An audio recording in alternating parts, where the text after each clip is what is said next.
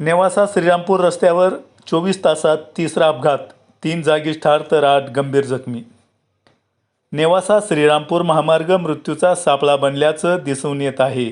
काल 21 जानेवारी रोजी संध्याकाळच्या सुमारास टाकळीभान येथे नेवासा फाटा येथील लग्न लावून वराडाचा बोलेरो आणि दुचाकी अपघात घडून पांडुरंग शिंदे राहणार गुजरवाडी दुचाकीवरून घरी जात असताना समोरून येणाऱ्या बोलेरो गाडीनं चिरडल्यानं त्यांचा जागीच मृत्यू झाला.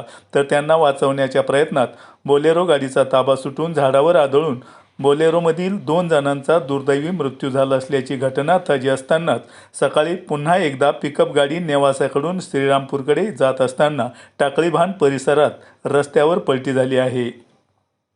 सुदैवानं या अपघातात कोणतीही जीवितहानी झाली नसली तरी आज संध्याकाळी 4 वाजायच्या सुमारास टाकळीभान येथील चौकात नेवाशाकडून भरधाव वेगानं येणाऱ्या इंडिगो कारनं एका महिलेला उडवलं.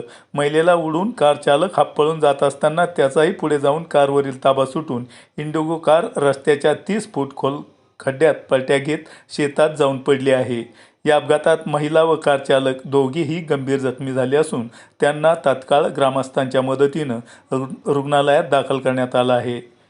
नेवासा श्रीरामपूर रस्त्यावरती अपघात सुरू असल्यानं येणाऱ्या जाणाऱ्या नागरिकांमध्ये भीतीचं वातावरण निर्माण झालं आहे. श्रीरामपूर नेवासा रस्त्यावरती इतके अपघात का होत आहे याचा शोध लावणं गरजेचं आहे. आपण पाहतात इंडिया सुपर न्यूज मराठी. प्रतिनिधी इम्रान शेखसह मुनीर सय्यद.